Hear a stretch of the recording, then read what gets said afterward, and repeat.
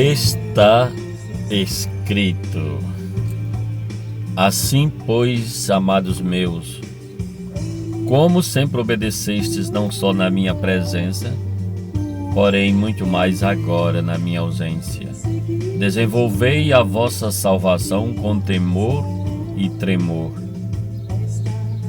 Porque Deus é quem efetua em vós tanto querer como realizar, segundo a sua boa vontade. Está escrito. Filipenses 2, versículos 12 e 13.